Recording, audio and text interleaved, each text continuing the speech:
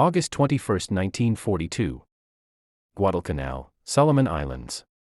The dawn breaks in a dull, smoky red, filtered through the thick haze rising from burning palms and shattered fuel dumps. The humidity presses against the skin like a wet cloth, and the air reeks of cordite, salt water, and the sour rot of jungle mud. A handful of U.S. Marines stand watch on the beach, rifles slung low, eyes fixed on the surf. Their uniforms are streaked with weeks of grime, their faces gaunt from constant night raids, snipers, and the uncertainty of holding an airfield the enemy wants back at any cost. Then, the sound hits them first. A deep, throaty rumble rolling over the water. It isn't Japanese naval guns. It isn't another desperate Tokyo Express run. It's engines. Big ones. American ones. A line of fat-bellied landing ship tanks, LSTs, crawl toward the shore like steel leviathans. Their ramps drop with a booming clatter, and Marines tense for the usual unloading chaos. But the men who march out aren't infantry. They're wearing faded dungarees. Some have welding masks hanging off their belts. Others carry survey tripods on their shoulders or coils of cable wrapped around their waists. One Marine corporal mutters, almost confused, "Who the hell are these guys?" A chief petty officer steps onto the sand, wiping sweat from his brow with a gloved hand. On the side of his helmet are 3 letters stenciled in white. CB. Construction Battalion. The Seabees. And they walk onto Guadalcanal as if they're stepping onto a job site in California. Captain Lawrence C. McGuire, a man in his late 30s with the permanent squint of someone who's spent half his life staring into welding. Sparks unrolls a large map on the hood of a bulldozer that hasn't even fully touched sand yet. He doesn't bother waiting for the Marines to ask questions. His voice cuts through the humid air. "We're here to finish Henderson Field." A nearby Marine sergeant blinks. "We don't even control the jungle behind it." McGuire shrugs. "Then I guess we'll work fast." Behind him, the Seabees unload like a living machine.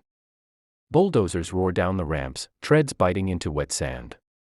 Grader blades glint in the early light. Crates stamped U.S. Navy, aviation fuel pumps are dragged off by forklifts that shouldn't even be able to operate on this kind of battered shoreline, but somehow do. The noise is overwhelming, metal clanging, diesel coughing, shouted commands. The grinding bite of steel teeth tearing through coral. To Marines used to the slow, grueling pace of island warfare, the pace feels unnatural, almost reckless. But the Seabees operate like they're racing a stopwatch. Because they are. In the jungle beyond the runway, hidden among blackened palms, Japanese artillery crews are preparing new sighting lines. Their intelligence officers had reported confidently that any attempt to rebuild the airfield would take at least 6 weeks. The Seabees plan to do it in 6 days. August 22, 1942. Henderson Field. The sun rises hard and fast in the Pacific, no gentle warmth. Just a sudden furnace blast. The Seabees are already awake, many having slept no more than a few hours on the beach, helmets still on. Tools clutched beside them like rifles. A lone Japanese reconnaissance plane buzzes overhead at dawn. A white dragonfly against the burning sky. Marines fire, but the plane climbs away. Every Seabee understands what that means. More shelling. More bombing. More pressure. Chief McGuire stomps across the churned-up ground. Clipboard under his arm, eyes fixed on the half-formed runway. His boots sink into the still soft coral fill beneath him. Around him, over 100 men are already working at full tilt. A team of electricians hauls a spool of heavy cable across the rubble. A pair of welders kneel beside a fuel pump housing. Sparks flying like tiny fireflies in the humid morning haze. Bulldozers drag long tongues of coral into place, leveling the surface with brutal efficiency. Petty Officer Red Donnelly wipes sweat from his brow as he leans against his dozer for a moment's breath. His face is streaked with coral dust, his shirt darkened with sweat and grease. Chief Maguire steps beside him. "You get that west end packed down yet?" "Working on it, Chief." "Coral's soft there." "Then work harder." Red grins, slaps down his goggles, and climbs back into the roaring beast. A Marine lieutenant wanders up, rubbing his neck as he watches the flurry of activity. "You boys always work this fast?" he asks. Maguire smirks. "Lieutenant, this isn't fast. This is normal." Inland, the forest rustles with danger. Japanese snipers have woken too. And the first shots of the day crack through the air. A bullet snaps past a survey team, thudding into a palm trunk with a dull chunk of bark. The surveyor doesn't even flinch. He adjusts his tripod, mutters. Wind's picking up, and continues marking the grade line. Then the mortars start. Shells shriek overhead and explode along the unfinished eastern runway. One detonation sends a column of coral dust 50 feet in the air. Men duck instinctively, except the ones still operating heavy machinery. They can't afford to stop. A second shell slams into the edge of a supply pile, sending crates tumbling and shrapnel whining across the clearing. A Seabee machinist is thrown to the ground, clutching a bleeding arm. Maguire moves immediately, dragging the injured men behind a bulldozer for cover. "You alive?" Yeah, just a scratch." "Good. Corpseman'll patch you. After that, get back to the pumps if you can still lift a wrench." The machinist winces, but nods. They all accept the unspoken rule: if you can still stand, you can still build. Minutes later, a coordinated shout echoes across the site. Japanese artillery. Same range as yesterday. Marines sprint to adjust defensive positions. Mortars drop behind sandbag walls. Machine guns swivel toward the jungle fringe. But the Seabees keep working. August 23, 1942. Pre-dawn. Henderson Field. Fog crawls low across the ground, muffling sound and movement. The world feels suspended, quiet, eerie, tense. Despite barely sleeping, the Seabees move with the same relentless momentum. They don't complain. They don't slow. Every man knows today is the day. Japanese aircraft have been spotted massing at Rabaul. The Marines expect a raid. The Seabees expect a test. Chief Maguire stands in the half-light, hands on his hips as he watches two bulldozers push the final loads of coral into place. A grader passes over the fresh fill, smoothing it with methodical precision. The white dust rises and clings to everything: shirts, skin, tools, and eyes. One of the Marine pilots, Captain John "Frosty" Lindley, jogs over from a Quonset tent still half-assembled, helmet under his arm. "Chief," Frosty says, breathless, "tell me I can get a Wildcat off that runway today." Maguire looks at the surface. It's rough. It's raw. It's absolutely not regulation. But it's enough. He nods once. "Yeah, Captain. You can fly." Frosty grins. "Good. Because they're coming." Before dawn fully breaks, the Seabees drag steel matting toward the western end of the airstrip. These interlocking planks, perforated with circular holes, are heavier than they look. 6 men strain under each section as they clank them into place. A Marine corporal jogs past, wide-eyed. "You guys laying an entire base in a night?" A Seabee laughs without slowing. "Nah. Just doing Monday's work." The sound pierces the stillness, a distant hum, faint but unmistakable. Aircraft. Everyone freezes. Marines sprint to mend their defensive positions. Pilots rush toward their fighters. Seabees grab tools, preparing to clear equipment off the runway. Maguire yells through cupped hands. "Move the dozers. Clear the strip. Now." Engines roar, metal clatters. And a bulldozer lurches forward just as the hum becomes a roar. The Japanese bombers emerge from the clouds, sleek shadows, with rising suns painted on their wings. The first bombs fall.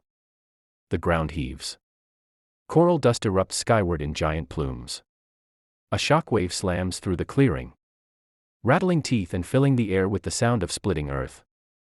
A Seabee crane operator, Earl Thompson, shields his eyes as a bomb lands near the west end. A crater yawns open, right where they'd just smoothed the surface. Chief McGuire sprints toward it, waving frantically.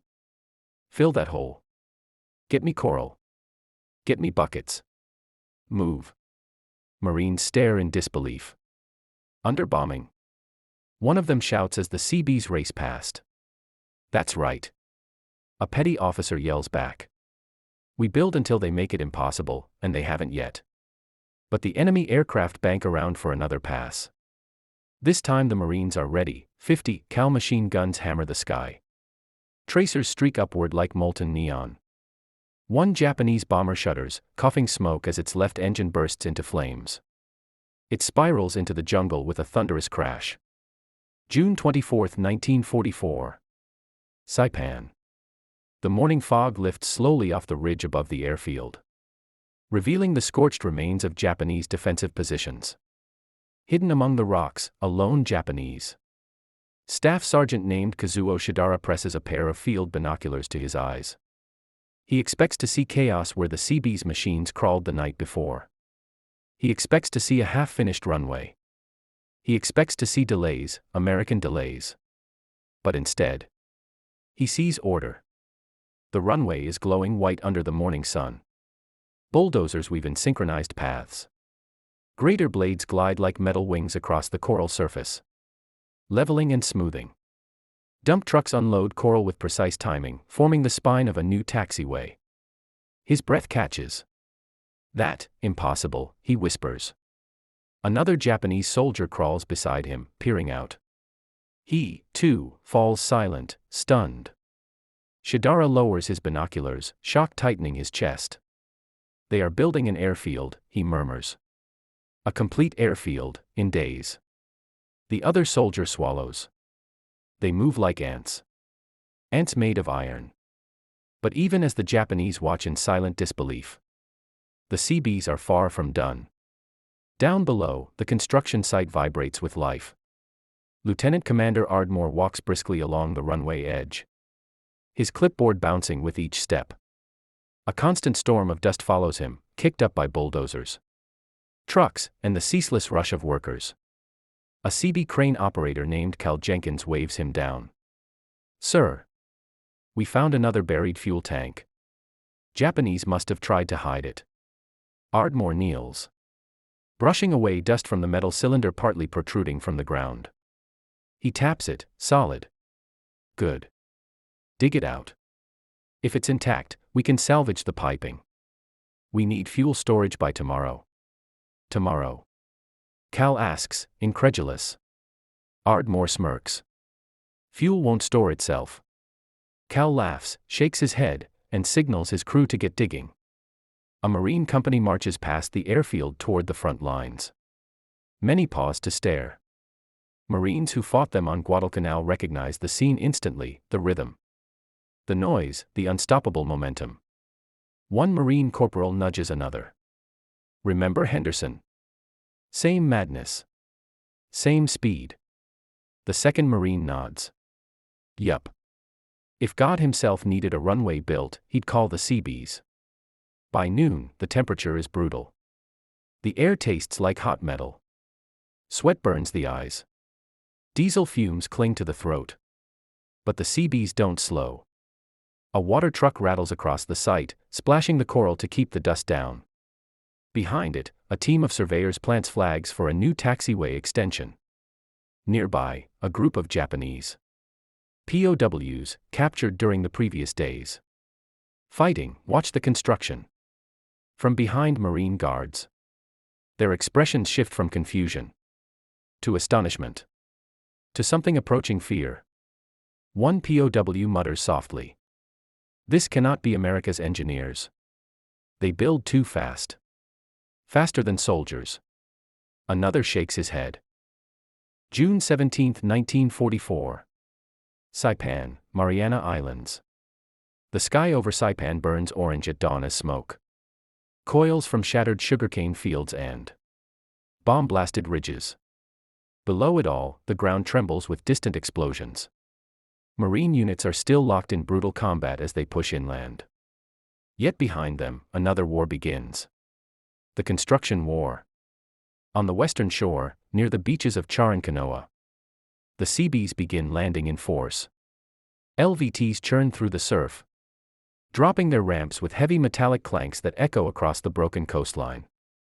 Out steps Lieutenant Commander William "Bill" Ardmore. Tall, wiry, his uniform already soaked with tropical humidity. He squints as he surveys Saipan's interior, uneven jungle. Ridges carved by shellfire. And an expanse of damaged fields still crawling with pockets of resistance. A Marine colonel approaches him, her face grim and streaked with grime. "Commander Ardmore," she says, "we need a Slito airfield operational yesterday. Intel reports Japanese aircraft from Iwo Jima could hit us any time." Ardmore glances down at the map. A Slito is a mess of craters, wrecked hangars, burning fuel dumps, and half-buried mines. The runway looks like the moon's surface. He rolls up the map, tucks it under his arm, and says simply, "Then let's go to work." The Seabees fan out like a disciplined swarm. Bulldozers roar to life, forming the front line of construction. Behind them come the survey teams, the dynamite crews, the welders, the graders, the fuel line specialists. Saipan is nothing like Guadalcanal or Tarawa. It is bigger, drier, hotter, and under far more determined enemy resistance. Sniper fire cracks across open fields within minutes. Marines hit the dirt, returning fire from hastily built foxholes. But Seabees, they keep moving. A team clearing debris from the runway suddenly freezes as a sharp click sounds beneath a pile of broken concrete. A Japanese mine, one of dozens, maybe hundreds. Chief Petty Officer Rizzo kneels beside it, sweat dripping onto the casing. "Commander." A Seabee yells. "We've got a minefield." Ardmore jogs over, eyes scanning the hazard. "How big?" "Big," Rizzo mutters. "Real big." Ardmore grimaces. "Clear it." Rizzo nods once, then calls out, "All right, boys." Slow and gentle. Like defusing your mother-in-law. A few men chuckle despite themselves. Then they work, carefully, methodically, removing every mine one by one. The sun beats mercilessly upon them, turning their helmets into frying pans. Behind them, a Seabee bulldozer operator named Alex Bull Pearson pushes his machine forward through a tangle of wrecked Japanese fighters. The remains of Zeros crunch under his treads as he shoves the carcasses aside. One Marine watching nearby mutters, "Hell of a way to scrap an Air Force." Bull grins without stopping. "We recycle everything." But the Japanese aren't finished. A sudden mortar barrage slams into the field. June 24, 1944. Saipan. The morning fog lifts slowly off the ridge above the airfield, revealing the scorched remains of Japanese defensive positions. Hidden among the rocks, a lone Japanese Staff Sergeant named Kazuo Shidara presses a pair of field binoculars to his eyes. He expects to see chaos where the Seabees machines crawled the night before. He expects to see a half-finished runway. He expects to see delays, American delays. But instead, he sees order. The runway is glowing white under the morning sun. Bulldozers weave in synchronized paths. Grader blades glide like metal wings across the coral surface, leveling and smoothing. Dump trucks unload coral with precise timing, forming the spine of a new taxiway. His breath catches. "That, impossible," he whispers. Another Japanese soldier crawls beside him, peering out. He, too, falls silent, stunned. Shidara lowers his binoculars, shock tightening his chest. "They are building an airfield," he murmurs. "A complete airfield, in days." The other soldier swallows. They move like ants. Ants made of iron. But even as the Japanese watch in silent disbelief, the Seabees are far from done. Down below, the construction site vibrates with life. Lieutenant Commander Ardmore walks briskly along the runway edge, his clipboard bouncing with each step.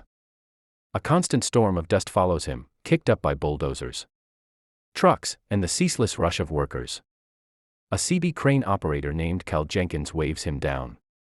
"Sir, we found another buried fuel tank. Japanese must have tried to hide it." Ardmore kneels, brushing away dust from the metal cylinder partly protruding from the ground. He taps it, solid. "Good. Dig it out. If it's intact, we can salvage the piping. We need fuel storage by tomorrow." "Tomorrow?" Cal asks, incredulous. Ardmore smirks. "Fuel won't store itself." Cal laughs, shakes his head, and signals his crew to get digging.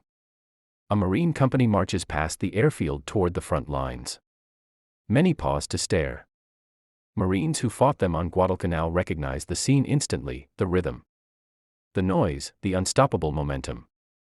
One Marine corporal nudges another. "Remember Henderson?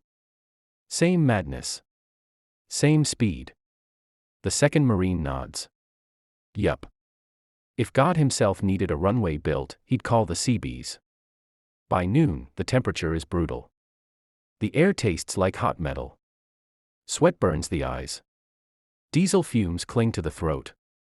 But the Seabees don't slow. A water truck rattles across the site, splashing the coral to keep the dust down. Behind it, a team of surveyors plants flags for a new taxiway extension. Nearby, a group of Japanese POWs, captured during the previous days. Fighting, watch the construction. From behind Marine guards. Their expressions shift from confusion to astonishment to something approaching fear. One POW mutters softly. "This cannot be America's engineers. They build too fast. Faster than soldiers." Another shakes his head. "They build as if they are not human." June 25, 1944. At 0430, the sky is still dark over Saipan. The horizon just a thin silver glow. But the Seabees are already moving, silhouettes climbing onto bulldozers. Mechanics tightening bolts by flashlight. And officers shouting over the clatter of diesel engines turning over. Lieutenant Commander Ardmore checks his watch. If everything goes perfectly. Today, perfectly, the first fighters will land tomorrow afternoon. And nothing ever goes perfectly in war. A fuel crisis. At 0600, a dust-covered petty officer jogs toward Ardmore. "Sir, our fuel stock is almost dry." Ardmore wheels around. "What do you mean, almost?" "I mean empty, sir. We've got maybe 2 hours of fuel left for the heavy equipment." For a moment, the air feels heavier than the humidity. No fuel equals no bulldozers. No bulldozers equals no runway. And no runway means the Marines. On the front line, pinned down by Japanese resistance in the north. Won't get the fighter support they desperately need. Ardmore grits his teeth. "Get me Lieutenant Price from logistics. Now." A desperate plan. Price arrives minutes later, panting. Ardmore jabs a finger toward the fuel depot site. "Where's our tanker ship? It should have docked last night." Price winces. Japanese submarine activity spooked it. It diverted 10 miles offshore. 10 miles. Ardmore's voice cracks in fury. "We don't have time for fear. We need that fuel." Price hesitates. "There is a way. But it's not regulation." Ardmore lowers his voice. "Lieutenant, the Japanese don't follow regulations. Tell me." Price clears his throat. "We could jury-rig the captured Japanese fuel lines we dug up yesterday. Run them straight to the lagoon. If we signal the tanker to drift closer, we might pump fuel in manually." Ardmore stares at him. "That's insane." "Yes, sir." "Do it." The race against emptiness. By midday, a chain of Seabees drags out the salvaged Japanese pipes, rusty, mismatched, covered in mud. Mechanics bang them together with hammers, welding seams, sealing gaps with whatever they have on hand, naval tape, filed down bolts, even crushed coral mixed with resin. A Marine corporal watching the spectacle mutters. That doesn't look safe. A Seabee beside him spits tobacco juice into the dirt. Safe? Son, nothing in the Pacific is safe. At 1400, the tanker receives the signal. At 1500, the pipe trembles. And at 1503, fuel finally roars through. The Seabees cheer so loudly that Marines on the front think the Japanese have surrendered.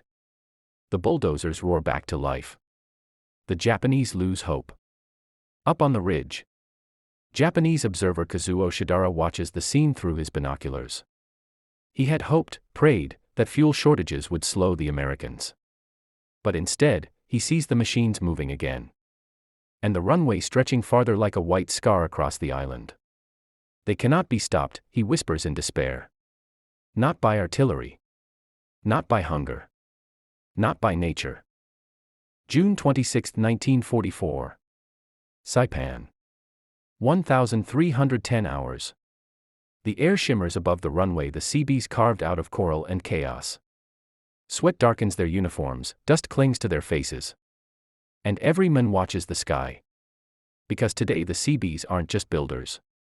Today, they are the ground crew for the first American fighters to land on this island. Lieutenant Commander Ardmore stands near the end of the runway. Helmet off, wind scraping through his hair. He scans the skies and mutters a quiet prayer to no one in particular. Come on, boys. Show us you're close. Then a Marine lookout shouts. Contact. 3 Hellcats, coming in from the east. The Seabees erupt in cheers. But the joy is cut short. Japanese shells return. A distant thump echoes from the northern hills. Then another. Ardmore's stomach drops. Incoming. A petty officer bellows. A shell whistles overhead and explodes about 200 yards short of the runway, kicking up a fountain of coral dust. The Japanese have spotted the Hellcats too. Hellcats at the edge of the sky. Up above, the pilots of VF-6 tighten their formation. Their leader, Lieutenant Earl Grinder Hawkins, squints through his canopy at the island below, a glowing white strip carved out of the jungle. That's the runway. He mutters into his mic. The second pilot whistles. Looks more like a gravel bar than a runway. Hawkins grins. Seabees made it. That means it'll hold. But as they approach their landing arc, the sky around them erupts with black bursts of anti-aircraft fire from the northern ridge. Hawkins jerks his stick. Everyone keep it tight. They want to scare us off, don't let them. A landing under fire. On the ground, Ardmore watches the first Hellcat begin its descent. The wings wobble. The engine groans. A Seabee next to him whispers. If that bird skids, sir, it'll tear the whole runway apart. Ardmore doesn't respond. He knows the coral surface is strong. He believes it is strong. But belief is not the same as seeing a 6-ton fighter slam onto it at 90 knots. The Hellcat drops lower. Lower. Its wheels hit the coral with a thunderous thud. The plane bounces once, twice, kicks up a cloud of white dust. And then settles, roaring down the strip. As its tailhook grabs the improvised arresting wire the Seabees strung earlier. The plane stops with 80 feet to spare. For a heartbeat, no one moves. Then the Seabees explode in cheers so loud they drown out the next artillery blast. The Japanese reaction. Across the battlefield, Japanese observer Kazuo Shidara sees the first Hellcat land through his binoculars. His hands shake. That cannot be, he breathes. Another officer rushes up beside him. Did the Americans abort? Shidara lowers the binoculars, face pale. No. They have landed. The officer stares in horror. Impossible. Runways take months. Not for these men, Shidara interrupts. These Americans build faster than we can destroy. Below them, a second Hellcat lands. Then a third. Saipan. Midnight. June 26, 1944. The airfield sleeps in darkness, no lights. No engines, just the distant boom of artillery and the low hum of insects drifting. Across the still, humid night, the Seabees lie in shallow trenches beside their bulldozers and graders. Helmets tipped over their eyes, rifles at their sides. Some snore softly. Others stare into the blackness, too wired to rest. Lieutenant Commander Ardmore sits on an overturned crate. Boots in the dust, rubbing the grit from his hands.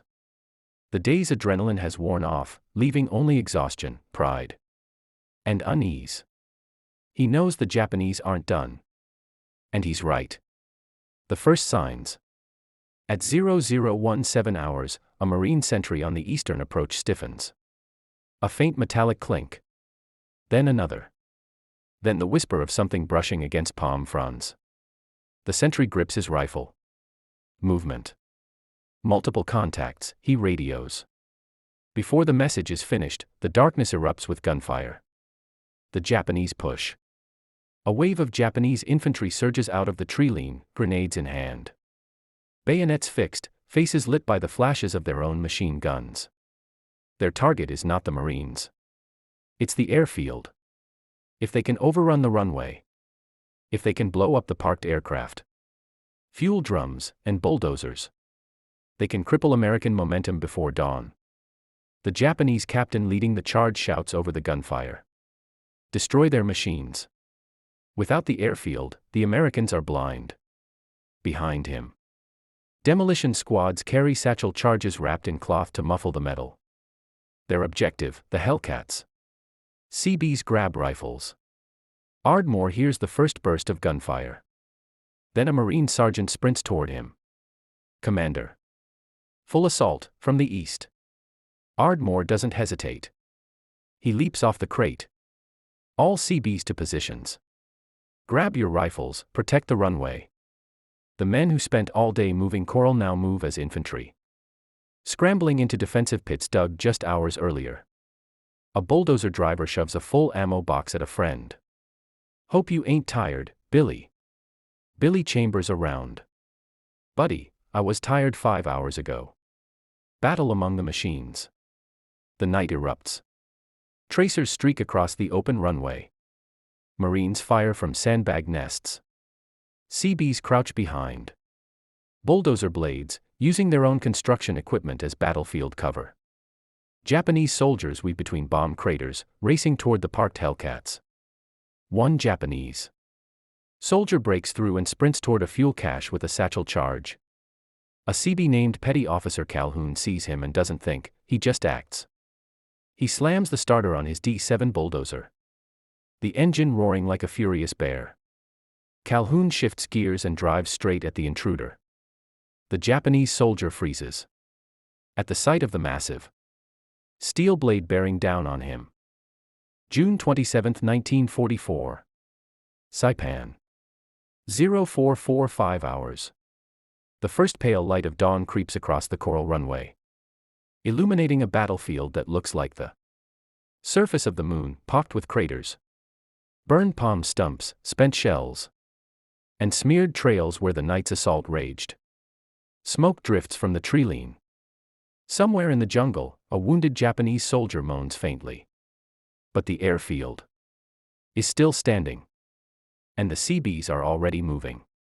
Up, men. We build at dawn. Lieutenant Commander Ardmore marches across the runway, voice raw but booming. Seabees, on your feet. The first strike is at 0900. That gives us 4 hours. Get to your machines. His men, bleary-eyed, bruised, clothes torn from the night fighting, snap awake at the order. There's no hesitation. No groaning. No complaints. Men who were firing rifles 4 hours ago now climb onto bulldozers. Men who were hurling grenades now lift shovels. Men who tackled Japanese commandos now drag coral sleds into position. A Marine sergeant passing by shakes his head. Do you boys ever stop? A dozer operator shouts over his engine. When we're dead, maybe. The Seabees turn chaos into order. As the sun rises, the airfield transforms. Bulldozers push debris off the runway like plows clearing snow. Grader operators shave down rough patches where artillery hit. Work gangs dump fresh layers of coral, stomping and raking the surface smooth.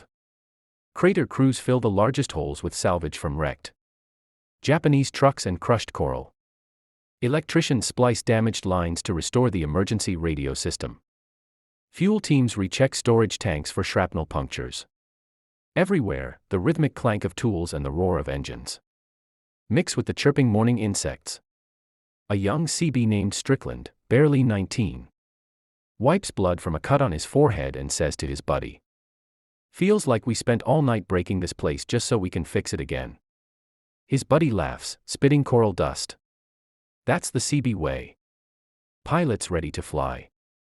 Under the shade of a broken palm tree, Lieutenant Hawkins and his pilots inspect their Hellcats. Mechanics swarm each aircraft, patching holes from stray bullets in the night attack. Hawkins runs his hand along a new dent on the wing. They wanted these birds gone. A mechanic grins tiredly. Well, they'll be flying in an hour. We patched her pretty. Hawkins looks across the runway at the Seabees, still shoveling and hauling despite the exhaustion etched into their faces. These guys, he mutters. These guys are the reason we win. A final threat. At 0700, a Marine on the ridge spots movement.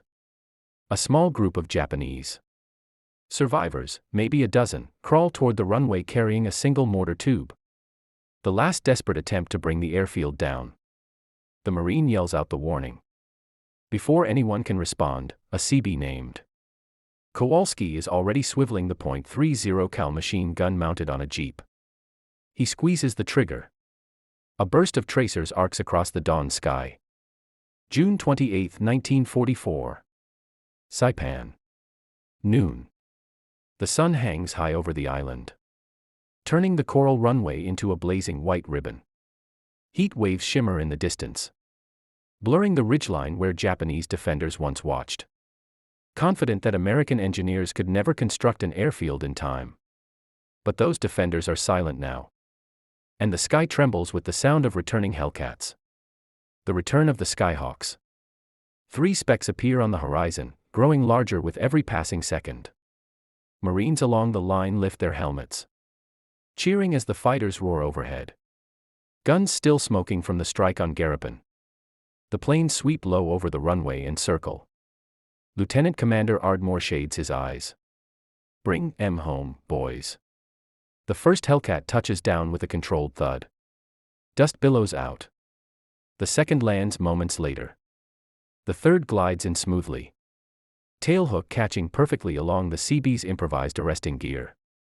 Mechanics rush forward, already shouting. Refuel.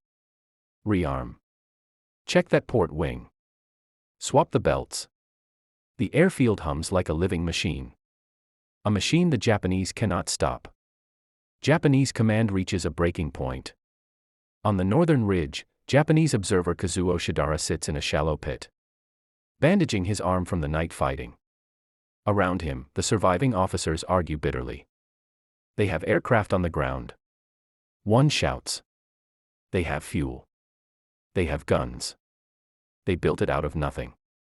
Another officer, eyes hollow, whispers the truth they've all tried to avoid. Our artillery cannot silence them. And our infantry cannot reach them. Shidara looks through his binoculars one last time. He sees Seabees moving like an army of ants, repairing, refueling, digging, building shelters, expanding the runway's edges.